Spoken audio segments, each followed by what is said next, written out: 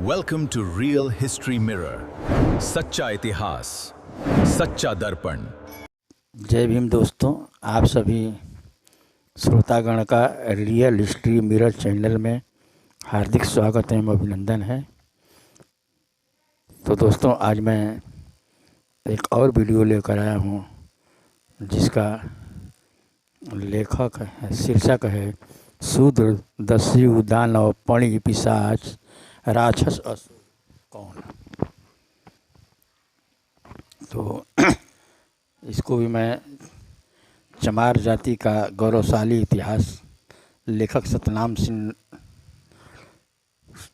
जो सम्यक प्रकाशन से छपा हुआ है, तो मैं इसी को आगे का बढ़ाने की कोशिश कर रहा हूँ। आर्यों द्वारा अर्थ का अनर्थ, मूल निवासियों को हराने के बाद आर्यों ने इन्हें अपना सेवक ही नहीं बनाया, उनकी जड़ जोरू जमीन पर भी बलात् कब्जा नहीं जमाया, बल्कि उनकी पूरी संस्कृति को ही तहस नहस कर दिया। उनके नामों चौर, असुर, शूद्र, दास, दस्यु, पिशाच, राक्षस, मलेच्छ के अर्थ बुरी तरह विकृत कर दिए। चौर एवं दास शब्दों के अर्थ का अनर्थ हम पिछले अध्यायों में देख चुके हैं। आर्यों द्वारा अर्थ का ऐसा अनर्थ किया गया कि इन मूल निवासी नस्लों को मानव जाति के खेमे से खारिज कर दिया गया। निम्नलिखित अध्ययन इसी पर है। आर्यों ने मूल निवासियों को युद्धों में हराकर दास बनाया, फिर वर्ण व्यवस्था की नींव रखी तथा उन्हें शूद्र घोषित कर दिया। यही वजह है कि शूद्रों और दासों का साथ साथ भी वर्णन हुआ है। ऋग्वेद में शूद्र शब्द केवल एक बार वह भी पुरुष सूक्त में आया है। विद्वान मानते हैं कि पुरुष सूक्त और अर्वाचीन है। अतः प्रमाणित हो जाता है कि दास, दस्यु, असुर ही कालांतर में शूद्र हुए हैं। इस बात की पुष्टि तैत्तिरीय ब्राह्मण 1, 2, 6, 7 से भी होती है। ब्राह्मण की उत्पत्ति देवताओं से और शूद्र की उत्पत्ति असुरों से हुई। इसके अतिरिक्त गौतम संहिता 10:69 में शूद्र शब्द अनाज के लिए प्रयुक्त हुआ है।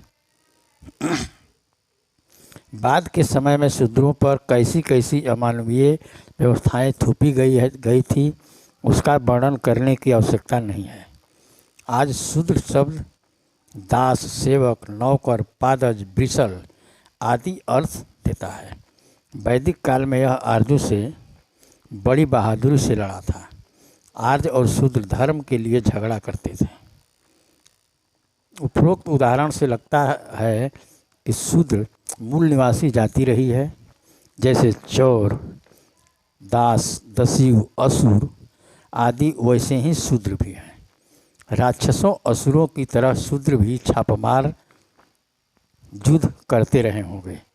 तभी तो शिव राम आपटे की व्याख्या के अनुसार सु का अर्थ मार डालना, चोट पहुंचाना, द्र धातु जो ध्रुव से बना है उसका अर्थ दौड़ना है।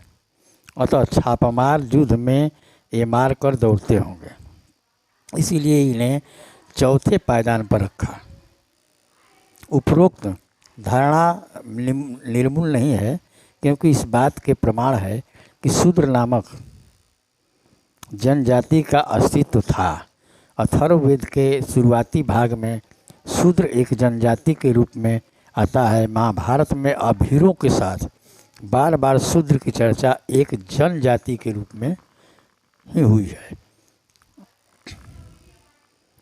राज सूर्य जग में युधिष्ठिर को उपहार देने वालों में शूद्रों का भी उल्लेख है।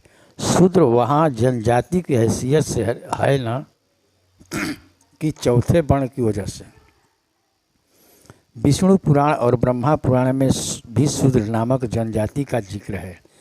सिकंदर के आक्रमण के समय सोदरिया जनजाति उससे लड़ी थी। विद्वान उसे शूद्र जनजाति ही मानते थे। इस प्रकार प्रमाणित है कि शूद्र एक जनजाति ही रही है। आर्यों ने नस्लीय घृणा के चलते वर्ण व्यवस्था के चौथे पायदान पर नामकरण ही इनके नाम पर कर दिया ने परिणाम स्वरूप एक बहादुर देशभक्त जनजाति का अर्थ निष्कृत नौकर सेवक नीच पादज बिचल हो गया। अभीर और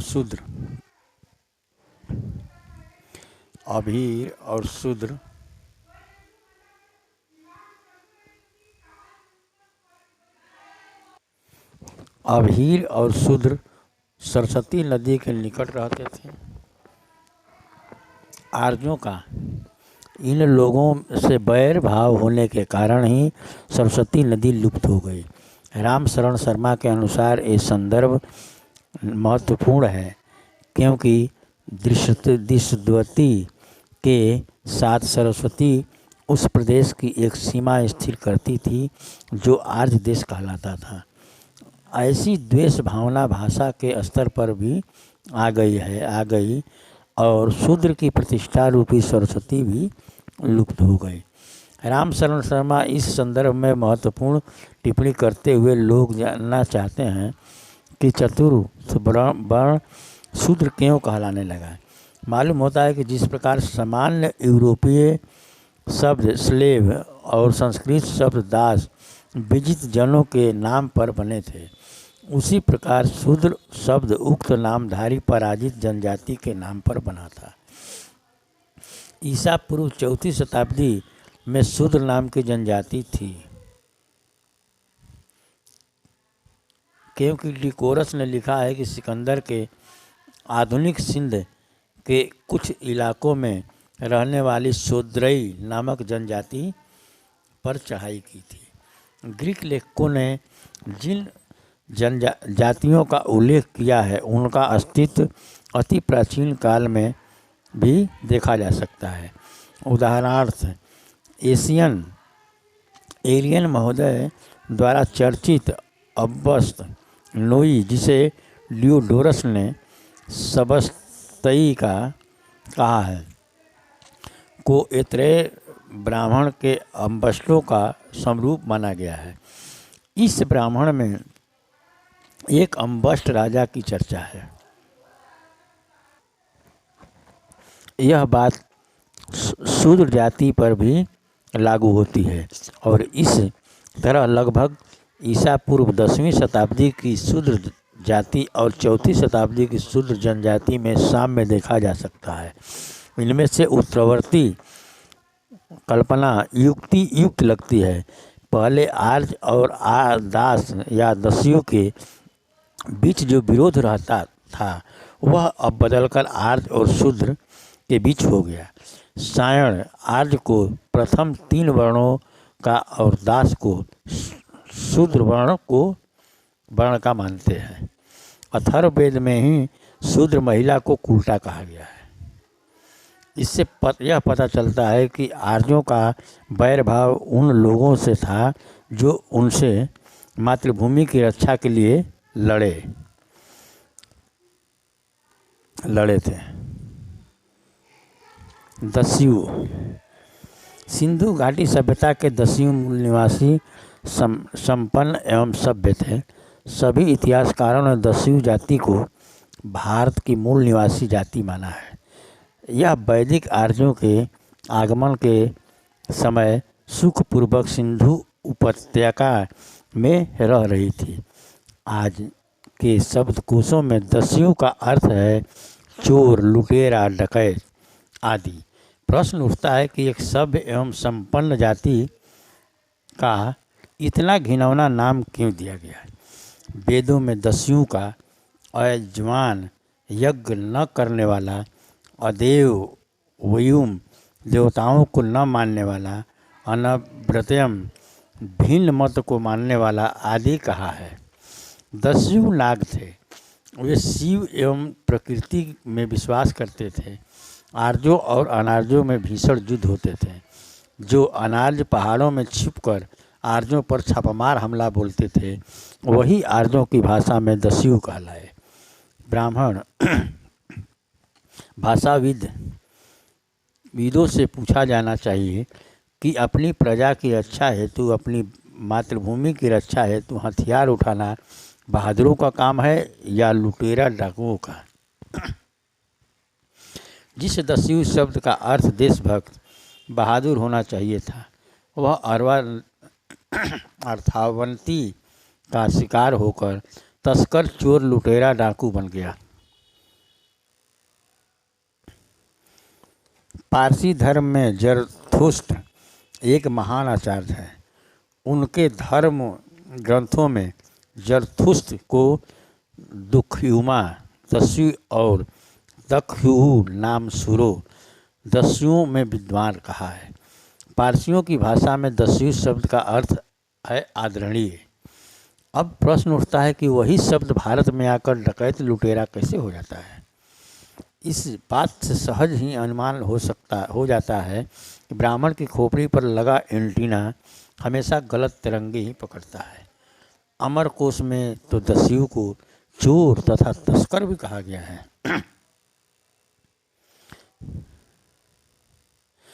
ऋग्वेद में दासों की भांति दस्यु को भी इंद्र ने परास्त किया था, उनके सुदृढ़ कीलों को ध्वस्त किया था। दस्यु भी सुसंपन्न तथा सभ्य जाति के लोग थे। रेगाजीन, मार्टिनर, म्यूर, राहुल संकृत्यायन, डॉक्टर सतीश चंद्र काला, ए डांगे, डॉक्टर चतुर्ज्या, सब के सब दास दस्यु को भारत के मूल निवासी मानते हैं, जो 2000 ईसा पूर्व के आसपास वैदिक आर्यों के आगमन के समय सिंधु उपत्यका में रहते थे। अनार्य युद्ध में आर्यों द्वारा जो विनाश लीला की गई, उसी को लक्ष्य करते हुए बसंत चटर्जी अपने लेख दास कौन थे वे लिखते हैं, उस युग में दासों दस्युओं को मारना, उनके नगरों वकीलों को नष्ट करना तथा उनकी स्त्रियों के पेट फाड़ना आर्य वीरों के लिए उसी तरह के प्रशंसनीय श्रेष्ठकर कार्य थे। जैसे यूरोपीय श्वेत लोगों के द्वारा अमेरिका या अफ्रीका में काले लोगों का संहार। वेदों में कितने ही स्थानों पर इंद्र को दस्युहंता और दस्युहा कहा है। इन कारणों से सत्यकेतु विद्यालंकार का स्पष्ट मत है कि दास और दस्यु आर्यों से स्पष्टतया भिन्न थे। ऋग्वेद के मंत्र में दस्यु के लिए अजयानम यज्ञ न करने वाले, अदेव एवं देवताओं को न मानने वाले, अन्य व्रतम भिन्न आचरण वाले विशेष प्रयोग हुए हैं। ये विशेषण इस बात के साक्षी हैं कि दस्यु गण धार्मिक दृष्टि से आर्यों से सर्वथा भिन्न थे। माननीय बसंत चटर्जी की धारणा है कि आर्य वहीं अहि अर्थात अहि पूजकों को अपना घोर शत्रु समझते थे, उनके साथ निरंतर युद्ध में रत रहते थे। दस्यु का अर्थ क्या है, यह खोजना महत्वपूर्ण है। मान्यता है कि जो दास आर्यों के आगे सिर नहीं झुकाते थे, विद्रोही हो, जंगलों पहाड़ों में छिपकर आर्य बस्तियों पर छापे मारते थे, उन्हें आर्यों ने दस्यु नाम दिया था। बाद में इन्हीं आर्यों ने दस्यु का विशेष अर्थ चोर, लुटेरा, डाकू दिया, जो वर्तमान में डाकुओं के लिए प्रयुक्त हो रहा है। हमारा मत है कि यह शब्द अर्थानुवनति से गंभीर रूप से प्रभावित हुआ है। दस्यु एक जनजाति थी और आर्यों की शत्रु थी। यही वजह है कि शत्रुता के व्यवहार के कारण आर्यों ने दस्यु शब्द के अर्थ का अनर्थ किया। अब दानव शब्द का सिंधु घाटी की सभ्यता में अर्थ था दानवान, दानवीर, दामोदर। सातवां लेकर अपने एक लेख में इसकी सार्थक व्याख्या करते हैं। यह पद दान धातु से बना है। द्रा धातु दान अर्थ में, दानव पद में मूल अर्थ दानवान था, दान देने वाला, यह अर्थ था। यही वजह है कि मैं दानव शब्द अच्छे अर्थ में आया है। मैं को दानव इसलिए कहा है कि वह उदक का दान करता है।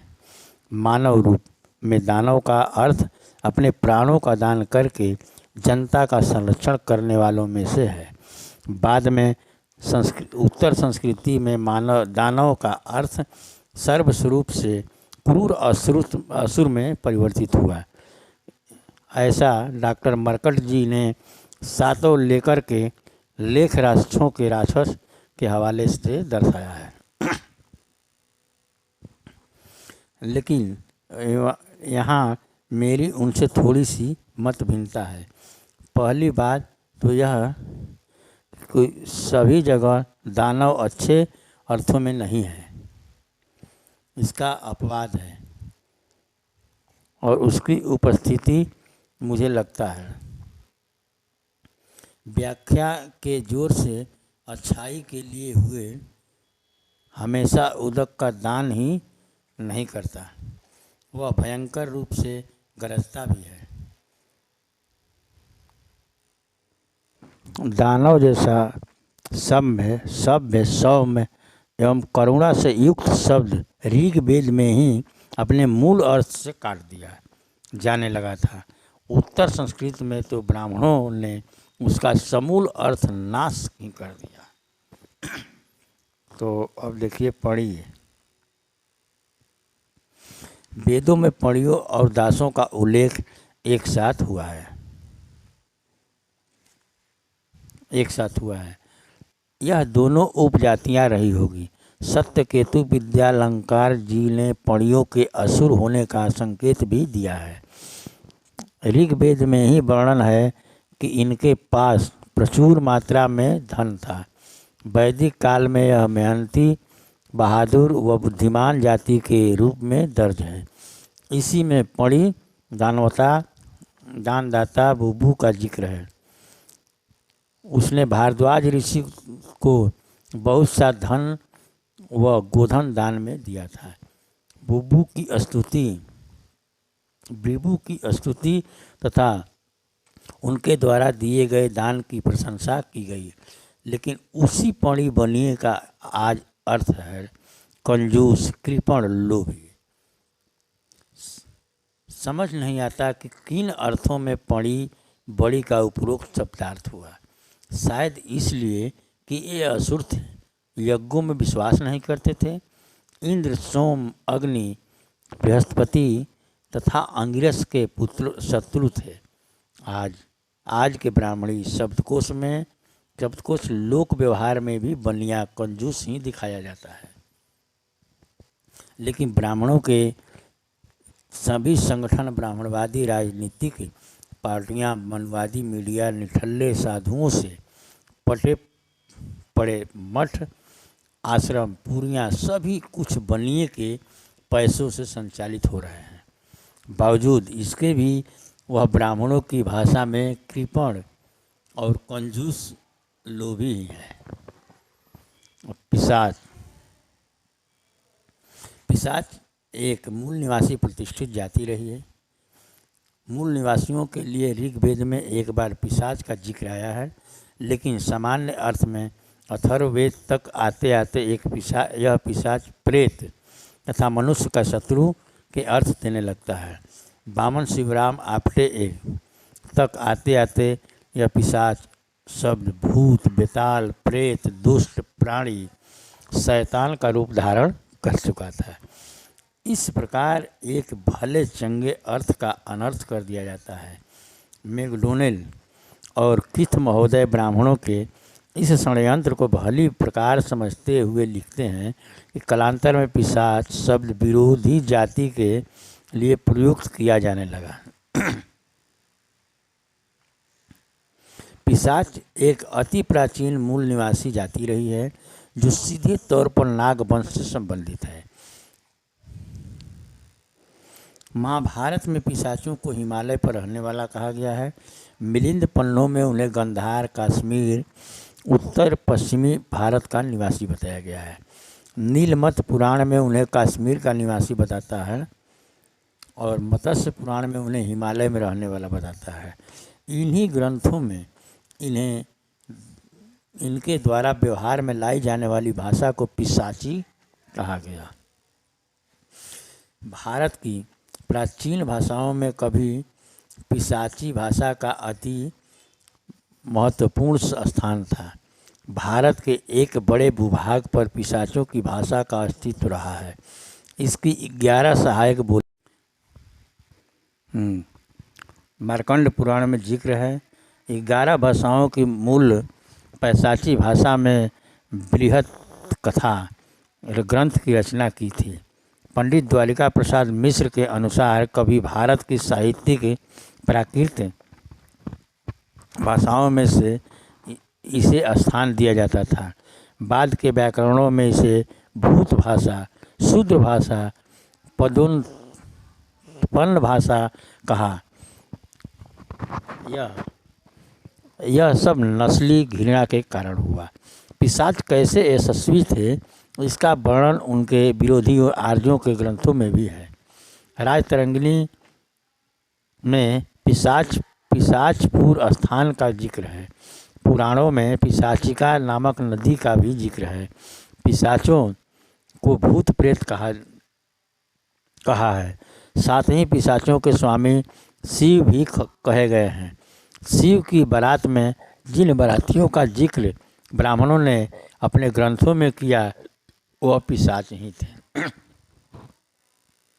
राक्षस। अमरकोश में राक्षस शब्द के निम्न पर्यायवाची शब्द आए हैं। राक्षस, कौड़य, कृत्याद, प्रसरप, आसर, रात्रिचर, करबूर, निकसात्मज, यातुधान, पुण्यजन, नैलिता, यातु, रक्ष, ये राक्षसों के नाम हैं।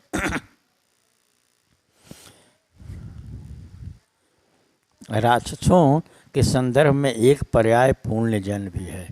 यह एक चौंकाने वाला तथा हमारे अध्ययन को एक सार्थक निष्कर्ष पर पहुंचाने वाला पर्याय है। आज हिंदी शब्दकोशों में पुण्यजन का अर्थ सज्जन, राक्षस, यक्ष। जब हम उन्हीं शब्दकोशों में राक्षस का अर्थ देखते हैं तो मिलता है कि दैत्य, दुष्ट, दुर्वृत्त व्यक्ति।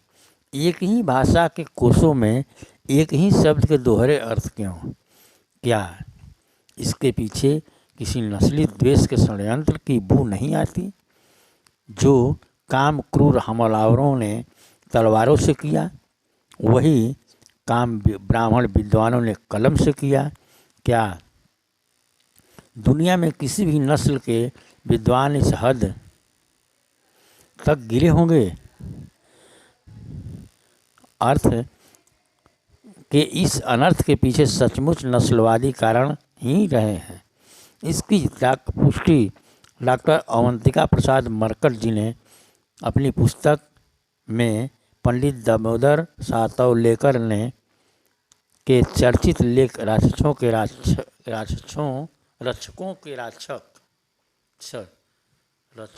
राक्षस को उद्धृत करते हुए की है। बाद में वैदिकोत्तर साहित्य में यज्ञ का विध्वंस करने वाले के रूप में राक्षसों को राक्षस कहा गया है। राक्षस शब्द ने आज इतना विभत्स रूप ले लिया है कि इस शब्द को सुनते ही अंतःकरण में भय उत्पन्न हो जाता है, मन में एकदम घृणा का भाव पैदा हो जाता है। सदियों से समाज में यह भाव मौजूद होने के कारण आज कोई मानने को एकाएक तैयार नहीं होगा कि राक्षस अच्छे लोग थे।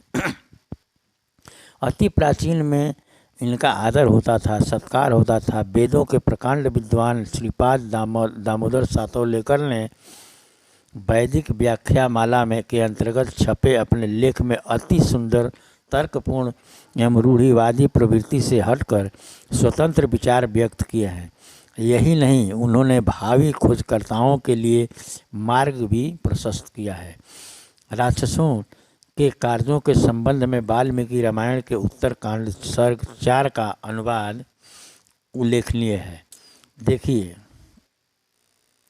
प्रजापति ने प्रथम जल उत्पन्न किया और उसके संरक्षण के लिए उसी ने प्राणी उत्पन्न किए।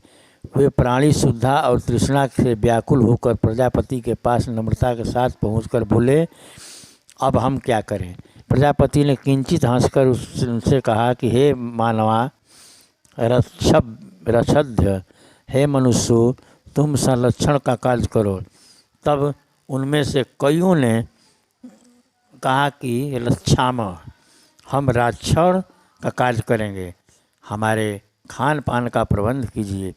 इसी तरह कई दूसरे लोगों ने कहा कि अच्छाम, यजन करेंगे। यह लोगों का कथन श्रवण करके प्रजापति ने कहा कि जिन्होंने रक्षाम, हम संरक्षण करेंगे, ऐसा कहा है, उनका नाम राक्षस होगा। जिन्होंने अच्छाम कहा, हम यज्ञ करेंगे, ये ऐसा कहा है, उनका नाम यक्ष होगा। उपरोक्त अनुसार रक्षण करने वाले जो लोग थे उनका नाम राक्षस रखा गया और जो यज्ञ करने वाले थे उनका नाम यक्ष रखा गया। सातवलेकर लिखते हैं कि प्रजापति के प्रारंभिक राज शासन में राक्षस इसी प्रशंसनीय नाम से वर्णन किए जाते हैं। राक्षस पद का अर्थ रक्षक था। राक्षस के उक्त वाचक नामों में पुण्यजन नाम महत्वपूर्ण है। यह नाम राक्षस या रक्ष के शब्दार्थ के अनुकूल है। सातवलेकर महोदय लिखते हैं कि पुण्यजन शब्द पुण्यकारक कर्म करने वाला सज्जन इसी अर्थ में प्रारंभ में था। इसमें कोई संदेह नहीं। इसका कोई किसी प्रकार से हीन अर्थ को हो ही नहीं सकता। अथर्ववेद भी यही दर्शाता है।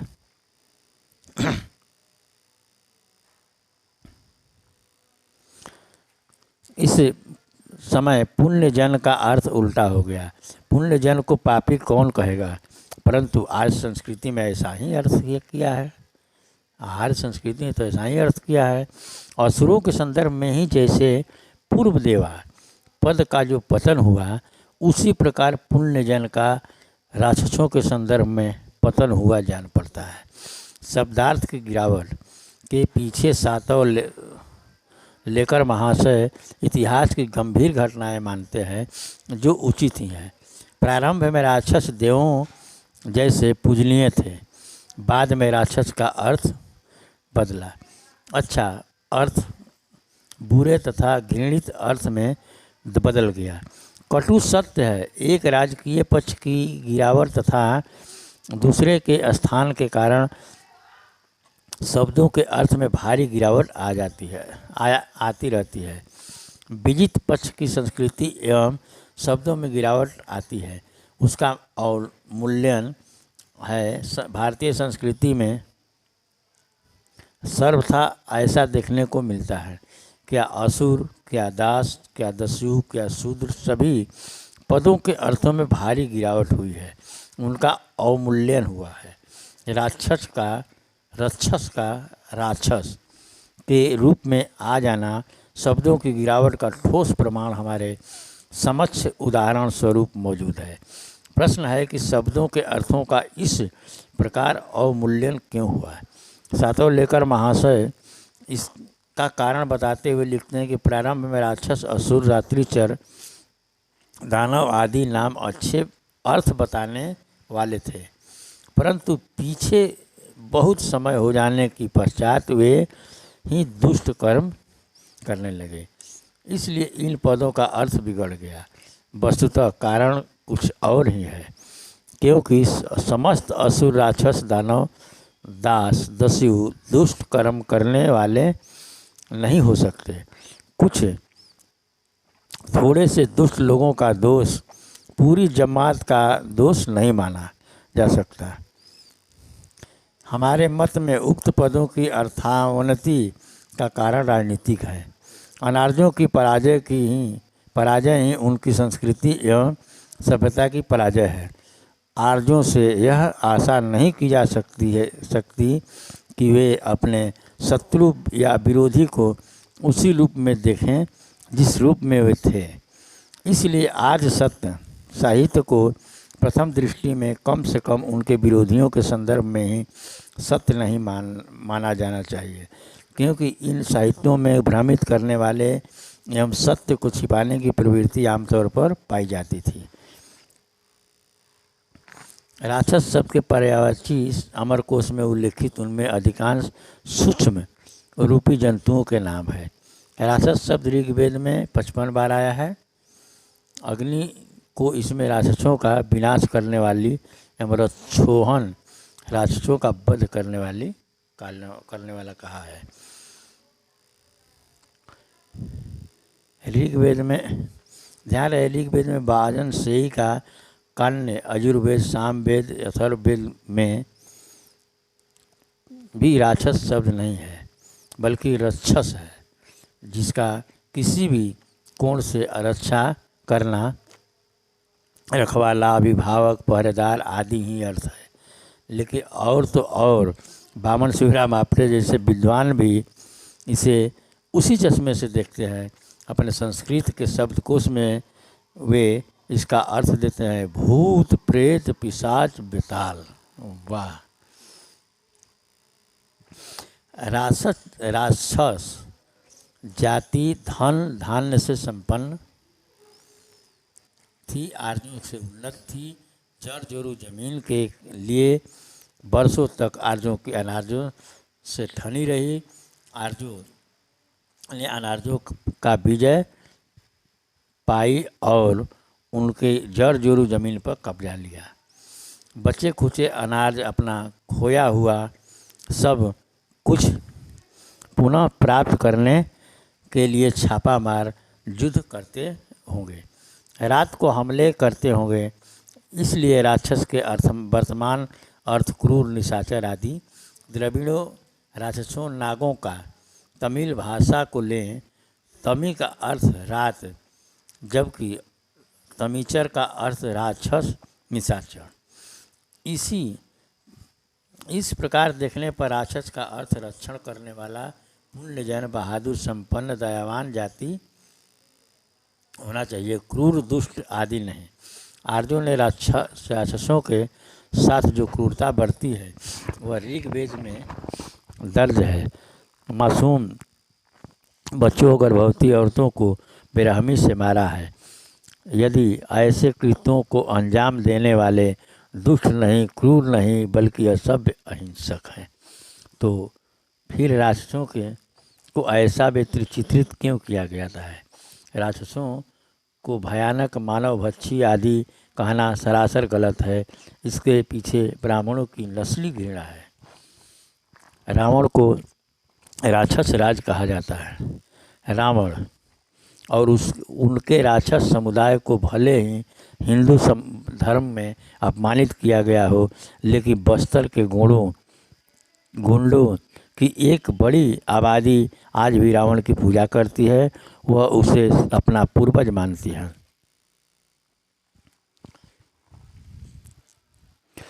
किसी भी हिंदू ग्रंथ में देख लीजिए, राक्षस जाति का वर्णन क्रूर, दुष्ट, असभ्य के रूप में किया गया है। मजेदार बात यह है कि वही ग्रंथ यह भी कहते हैं कि राक्षस अपनी इच्छा के अनुसार रूप बदल सकते हैं। यदि वास्तव में ही ऐसा था, तब तो राक्षसों को अति सुंदर होना चाहिए था, जिससे कि वे अपना रूप बदलकर सुंदर हो जाते हैं। ऐसे में उन्हें कुरूप बनकर घूमने की क्या आवश्यकता थी? यह भी आरोप लगाया जाता है कि राक्षस यज्ञों में विघ्न डालते थे, लेकिन यह क्यों नहीं बताया जाता कि यज्ञों में विघ्न क्यों डालते थे? आप रामायण को ही लीजिए, निष्कर्ष बताते हैं दंड कारण राक्षस साम्राज्य का ही भाग था। आज उसमें घुसपैठ करते थे। वहाँ के मूल निवासी अपने ज़मीन का रक्षण करते थे, आर्यों की घुसपैठ का विरोध करते थे। ऋषि वास्तव में आर्य राजाओं के गुप्तचर होते थे। उनके आश्रम आर्यों के गुप्त ठिकाने होते थे। यज्ञों के बहाने यहाँ मूल निवासियों के विरुद्ध संघर्ष की मंत्रणाएँ होती थी। ऋषियों के आश्रम अवैध हथियार इकट्ठे करने के ठिकाने थे।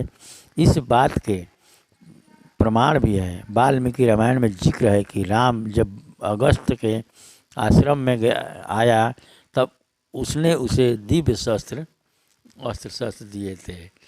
राक्षस यदि ऐसे में ऋषियों के आश्रमों में हमले करते थे तो उनके यज्ञों में विघ्न डालते थे, तो ऐसा वे देश प्रेम की भावना से करते थे, यह उनका कर्तव्य था। आज का के मूल निवासी कोई राष्ट्र किसी को अपनी सीमा के अंदर घुसपैठ नहीं करने देता। भारत कश्मीर सीमा पर जो करोड़ों रुपए खर्च कर रहा है, क्या वह असभ्यता बर्बरता यदि नहीं तो फिर राक्षस की बर्बर आदमखोर दुष्ट क्यों? मज़ेदार बात यह है कि राक्षसों को असभ्य सा असंस्कृत लिखने वाला वाल्मीकि ही लंका का वर्णन करता है कि सीता के खोज करके हनुमान लौटकर राम को राक्षसों की राजधानी का वृत्तांत सुनाता है। पूरे नगर में खुले चौड़े मार्ग, सोने से जड़े हुए संगमरमर के फर्श वाले 7-8 मंजिलों के आलीशान मकान, सफ़ेद महल, सुंदर आवास, चित्रों से सुसज्जित दीर्घाएँ, व्यायाम शालाएँ तथा मनोरंजन केंद्र। प्रश्न उठता है कि क्या यह असभ्य होने की निशानी है? आज भी भारत में 80% आबादी में ऐसा कुछ भी नहीं है। आप हड़प्पा की संस्कृति को ही ले, इस सभ्यता की खुदाई में अंग्रेजी स्टाइल के शौचालय बरामद हुए, जबकि आंकड़े बताते हैं कि इस तथाकथित सभ्य कहलाए जाने वाले देश की 70% आबादी आज भी खुले में शौच करती है। हिंदू ग्रंथों में उन्हें नरभक्षी लिखा है, यह भी सरासर झूठ है। लंका को ही ले, वहाँ राक्षस निवास करते थे। आर्यों ने नस्ली द्वेष के कारण चलते दक्षिण के द्रविड़ों को ही राक्षस कहा। उनसे घृणावश उन्हें कुरूप, दुष्ट, असभ्य, नरभक्षी आदि लिखा है।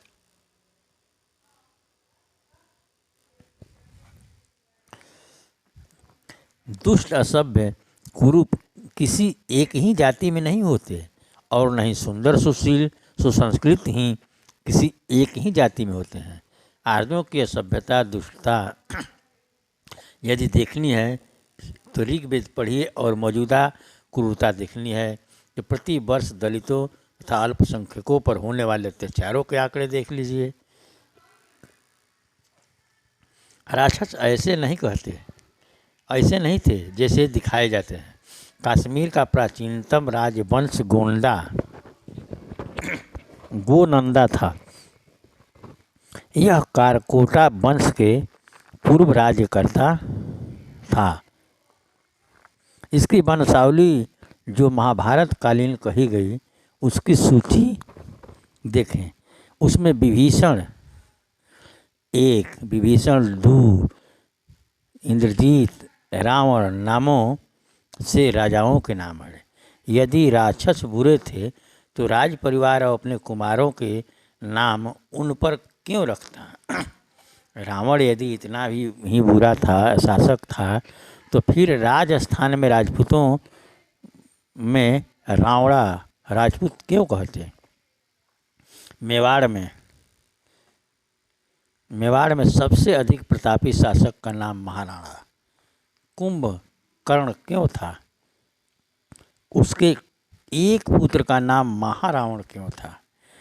अतः प्रमाणित हो जाता है कि लोकमानस में रावण एवं राक्षस कुल के प्रति आदर भाव रहा है। रामायण जैसे सांप्रदायिक ग्रंथों की रचना लोकमानस में राक्षसों के प्रति इस आदर भाव को धूमिल करने के लिए की गई थी।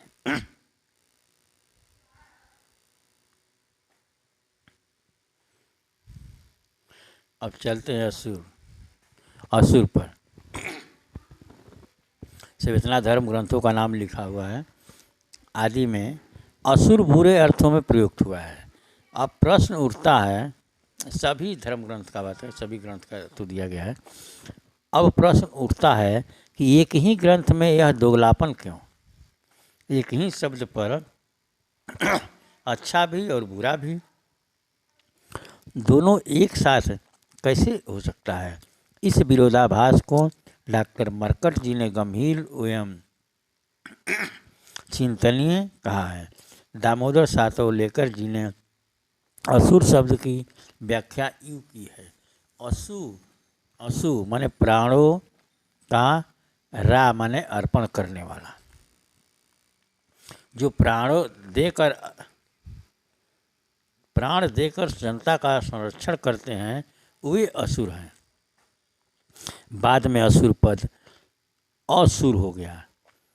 असुर का अर्थ सुर नहीं, सुर विरोधी, देव विरोधी। इस प्रकार असुर बुरे अर्थ में और असुर अच्छे अर्थ में प्रयुक्त हुआ। अतः इस प्रकार की व्याख्या के कारण असुर जाति की सारी महानता मिट्टी में मिला दी गई। असुर विशेषण से नवाजे गए अग्नि, इंद्र आदि ही बाद में असुरधन, असुर को मारने वाले हो गए। जो असुर पूर्व देवा थे अर्थात देवों के अग्रज थे, वही असुर मूल निवासी होने के कारण खल, दुष्ट, क्रूर, दैत्य, दानव, राक्षस बना दिए गए। कोशों में असुरा का एवं अर्थ वेश्या कर दिया गया है। असुर हारी हुई नस्ल में से संबंधित है। देवों ने असुरों को विद्रोह किया। अतः जो नस्लें हार जाया करती है, भाषा के स्तर पर वे इसी तरह की विकृत किया जा करती है। असुर शिल्पों में दक्ष थे। वे घर बनाकर रहते थे, जबकि देव अपने कुटिया में बैठकर घूमते रहते थे। असुरों को कृषि के लिए अनुकूल मौसम का ज्ञान था। चक्के पर बर्तन बनाने की कला जानते थे। ऋग्वेद में असुरों को जल वृष्टि से समावृष्टि बताया गया है। अतः स्पष्ट है कि वे ऐसे नहीं थे जैसे हिंदी संस्कृत में उसका अर्थ है। दामोदर सातवलेकर महोदय लिखते हैं कि असुरों की भाषा झेंद है। इस भाषा से देव शब्द का अर्थ राक्षस है। क्रूर, दुष्ट, विनाशक, हत्या करने वाला में देव शब्द असुर भाषा में, पारसियन भाषा में, उर्दू में अर्थात असुर भाषा उत्पन्न हुई। अमान्य अन्याय भाषाओं में भी देव शब्द का अर्थ राक्षस ही है। इसका तात्पर्य समझने के लिए बड़ी दूर तक जाने की आवश्यकता नहीं है। जिस प्रकार असुर और राक्षस देवों के राष्ट्र पर हमला चढ़ाते थे और दिन रात देवों को सताते थे, ठीक उसी प्रकार इंद्र अपनी देव सेना लेकर असुरों के देशों पर हमले चढ़ाते थे। असुरों के ग्राम जलाते थे, उनके किलों को तोड़ते थे, उनका कत्ल करते थे। अर्थात जिस प्रकार असुर जाति के लोग देव जाति के लोगों के कष्ट के हेतु, ठीक उसी प्रकार देव जाति के असुर लोग असुर जाति के लोगों के दुख के कारण थे।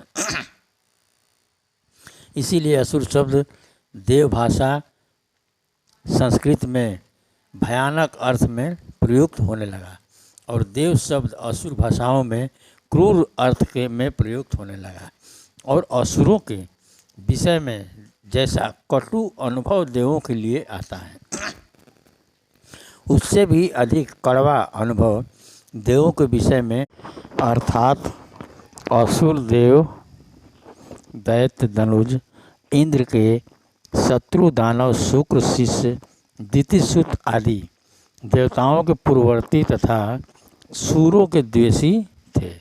इस श्लोक में इंद्रारी देवताओं के पूर्ववर्ती और देवताओं के द्वेषी शब्दों का से ही यही भाव व्यक्त होता है। ये देवों से पहले सभ्य जीवन जीने लग चुके थे। पाणिनि ने वाटिका व त्रिगत, जो तब पंजाब में स्थित थे, योधया, परशु, असुर और राक्षस जातियों का वर्णन किया है। असुर, राक्षस, दैत्य शब्द मूल निवासी बौद्ध क्षत्रियों के लिए प्रयुक्त हुआ है। इसके प्रमाण वाल्मीकि रामायण तथा पुराणों में बिखरे हुए हैं। इस विषय पर विभिन्न इतिहासकार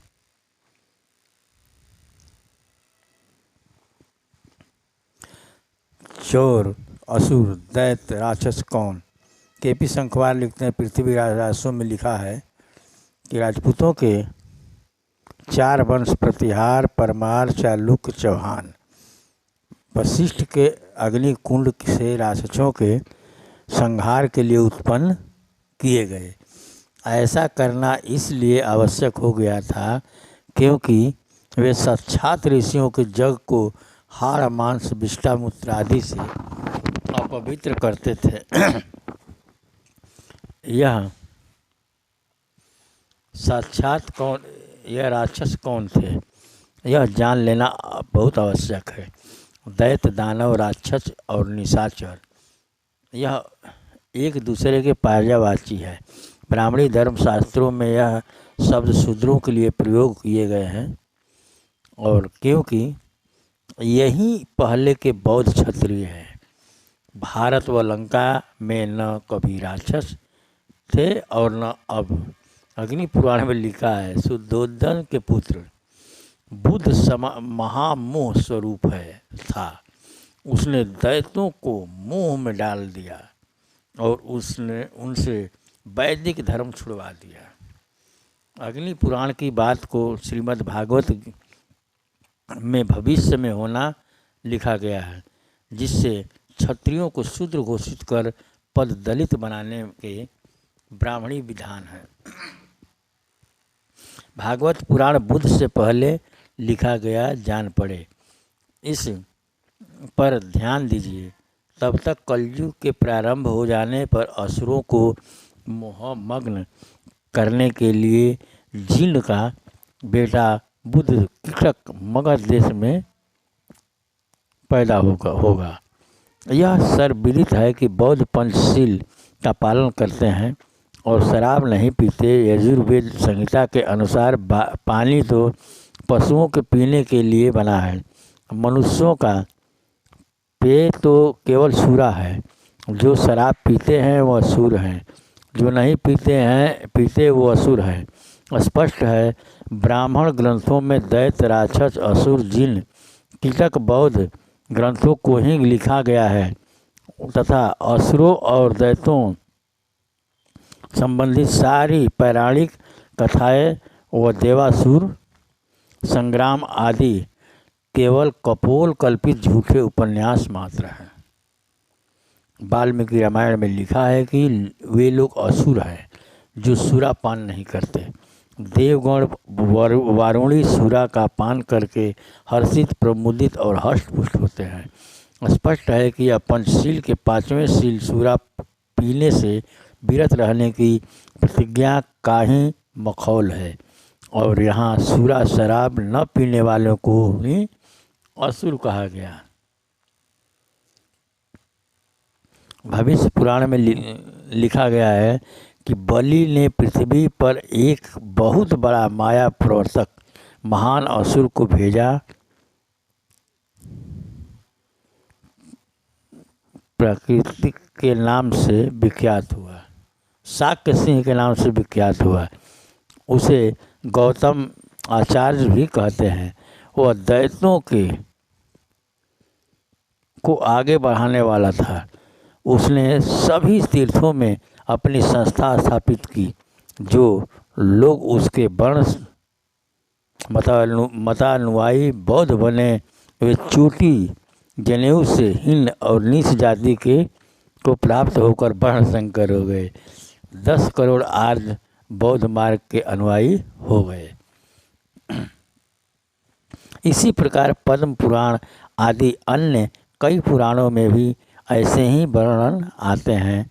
इन प्रमाणों से निर्विवाद रूप से पूर्णतः सिद्ध हो जाता है कि पेशवा काल में ब्राह्मण द्वारा लिखे गए रामायण महाभारत व पुराणों आदि में भगवान बुद्ध और उनके अनुयायियों को ही दैत्य असुर राक्षस आदि प्रमाणों से संबोधित किया गया है। वाल्मीकि रामायण में भगवान बुद्ध के लिए कहा गया है कि बुद्ध चोर हैं। तथागत अर्थात बुद्ध को नास्तिक समझो। जैसे चोर दंडनीय होता है, उसी प्रकार बुद्ध मत मानने वाले को राजा दंड दे। वाल्मीकि रामायण के 109वां सर्ग के 34वां श्लोक में ये दर्ज है। यथा ही चोर स यथा ही बुध अस्थागत नास्तिक मत्र विधि तस्माधि या संकरतम प्रजानानम नास्तिके नाभिमुखो बुधम स्यात्। रामायण का यह श्लोक एक और रामायण को जहाँ बुद्ध धर्म के ह्रास के बाद की रचना सिद्ध करता है, वही दूसरी ओर यह वाल्मीकि रामायण के रचयिता की बुद्ध और बुद्ध धर्म को मानने वालों के प्रति द्वेष बुद्धि का प्रमाण भी प्रस्तुत करता है।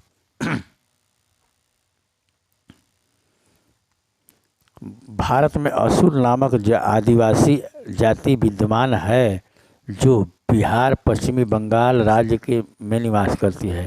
सर्पगण चिन्हवाद के प्राचीन सिद्धांत के आधार पर असुर नामक सर्प मालवा और हैदराबाद के आसपास मिलता है। इस प्रकार असुर नाग प्राणी के रूप में भी मिलता है और उसी नाम से मानव जाति भी थी। महान राजा वृत्र को इंद्र के घोर विरोधी थे और उनकी संज्ञा भी सर्प थी। तो बहुत से ऐसे व्याख्या दिए हैं लोग, लेकिन सब मिला जुला के हम लोग यह जान गए हैं कि सब जितने भी धर्म ग्रंथ लिखे गए हैं सब 20वीं सदी में लिखे गए हैं, 19वीं 20वीं सदी में। और ये सब धर्म ग्रंथ में हमारे ही पूर्वजों का नाम विकृत करके दिखाया गया है। ऐसे समय समय आने पर हम आपको प्रमाण के साथ बताते रहेंगे। तो इसके लिए आज यही वीडियो में समाप्त करता हूँ। इसके लिए धन्यवाद। कृपया अपना ख्याल रखें। जय भीम, नमो बुद्धाय, जय मूल निवासी। Welcome to real history mirror. सच्चा इतिहास, सच्चा दर्पण।